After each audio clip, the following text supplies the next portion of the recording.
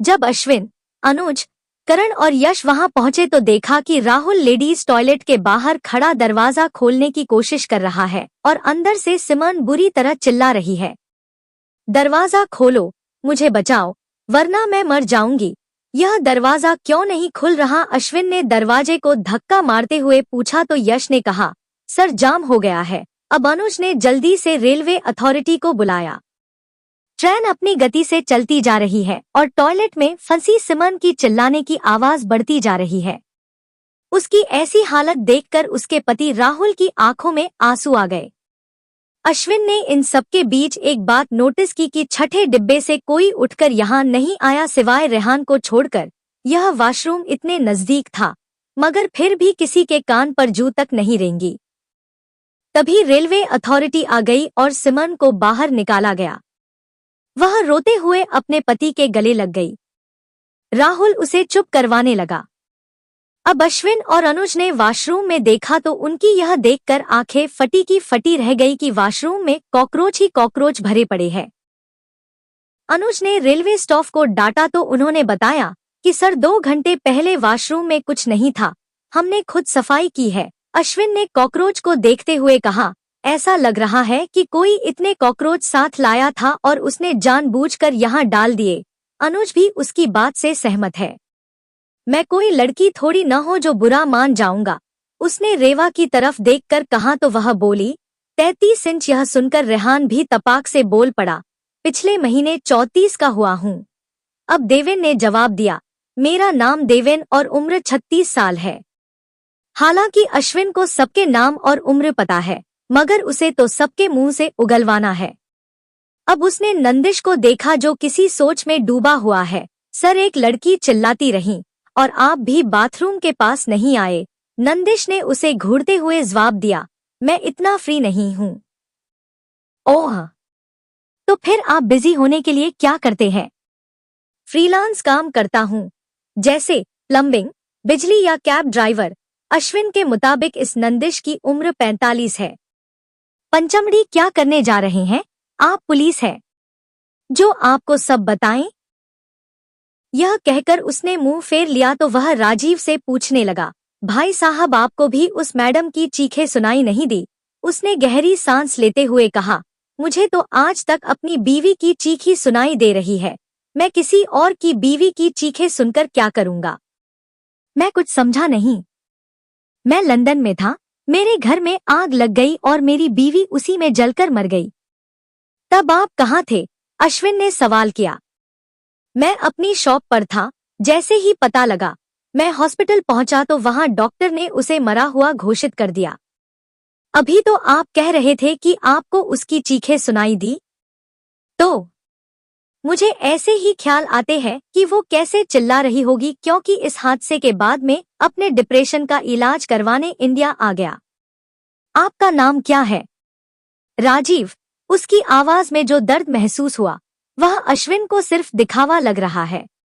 अब समर बोल पड़ा, जिंदगी ऐसे ही है, मुझे देख लो। कल तक एक इन्वेस्टमेंट बैंकर था, अचानक से सब खत्म हो गया और फिर घरवालों ने भी पूछना बंद कर दिया तो मैं घर से निकल गया। ऐसा क्या हो गया था?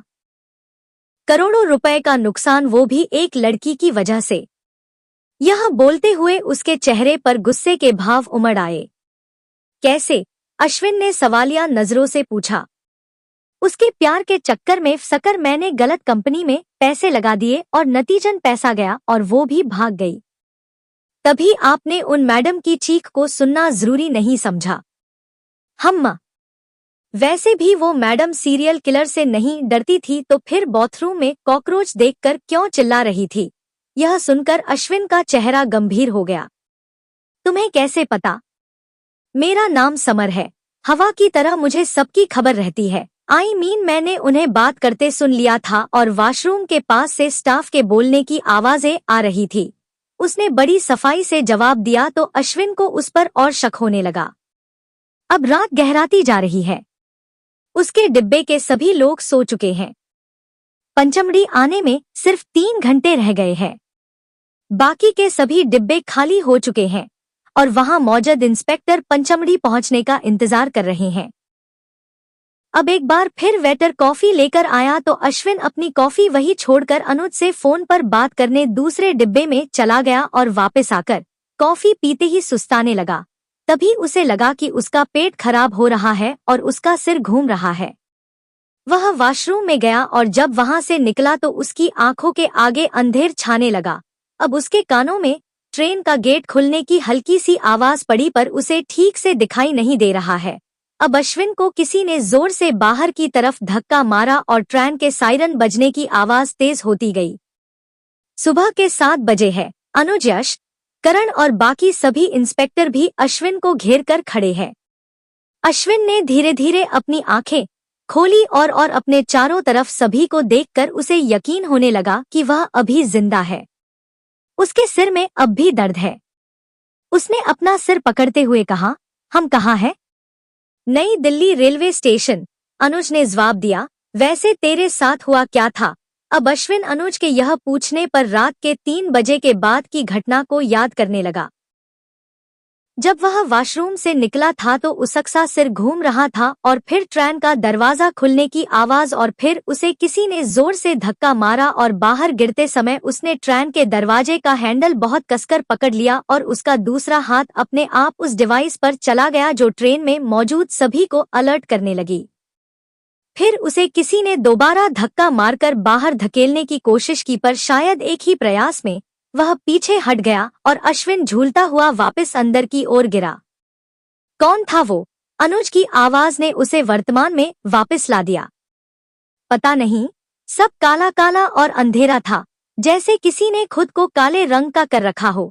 उसने पास में रखे पानी का गिलास उठाते हुए जवाब दिया। जब हम तेरे पास पहुंचे तो तू ट्रेन के दरवाजे के पास गिरा पड़ा था।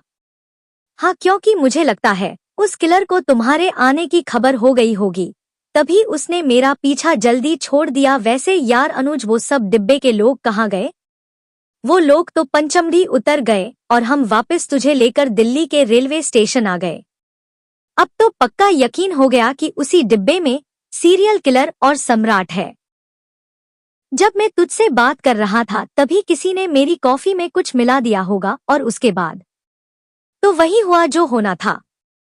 इसका मतलब कॉफी वाली हरकत बताती है कि यह काम उसी किलर का है जैसे उसने मनोहर को मारा था। हाँ, कह सकते हैं, पर अभी मेरे सिर में इतना दर्द है कि मैं ज्यादा सोचने की हालत में नहीं हूँ।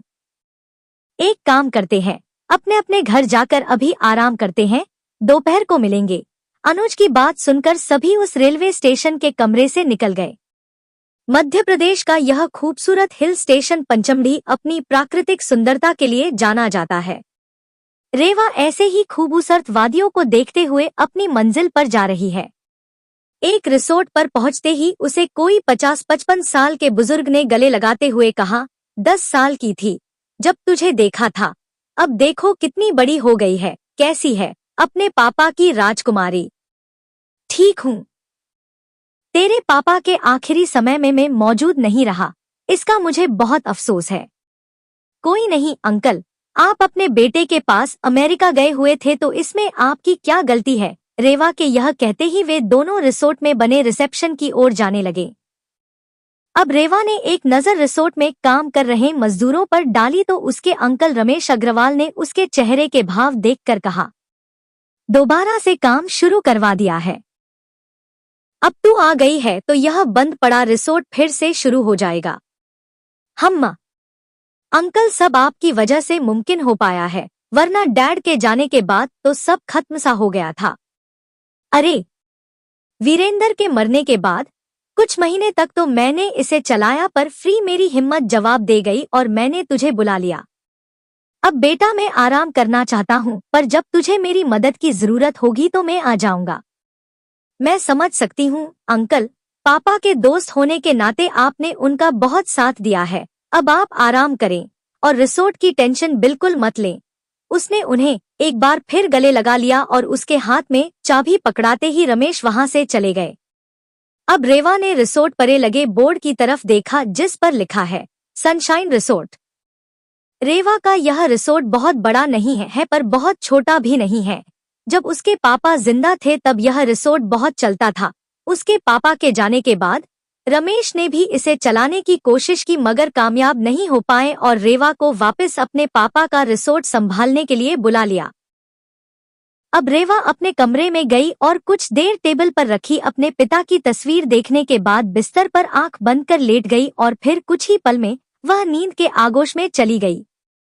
अश्विन सिर दर्द की दवाई लेने के बाद बड़े आराम से अपने अपार्टमेंट में सो रहा है, पर वहीं अनुज की तो नींद ही गायब है क्योंकि घर पहुंचने पर उसकी मां ने बताया कि कोमल सारी रात घर नहीं आई, बस एक मैसेज कर बात दिया कि अपनी कजन रोमा के साथ है।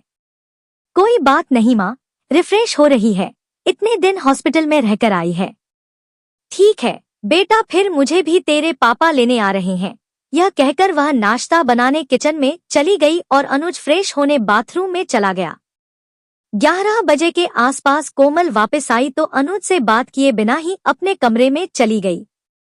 अनुज के मां उसके आने से 10 मिनट पहले अपने बेटे से विदा लेकर निकली है। अनुज नाश्ते के बाद बालकनी में बैठा खुले आसमान की तरफ देखते पुलिस स्टेशन जाने के बारे में सोच रहा है। कुछ घंटे की नींद के बाद अपने दरवाजे पर दस्तक सुनकर रेवा नींद से जागी और दरवाजा खोलकर देखा तो 24 से 25 के आसपास की उम्र के 2 लड़का लड़की खड़े हैं। मैम, हमें रमेश जी ने आपकी मदद के लिए भेजा है, हम साफ सफाई का काम करते हैं। ठीक है, तुम लोग मेरा बाहर इंतजार करो, मैं थोड़ी देर में आती हूँ। तैयार होकर जब वह बाहर आई तो देखा दोनों एक कुर्सी पर बैठे हैं। वह भी उनके पास बैठते हुए बोली, अब बताओ क्या काम करोगे?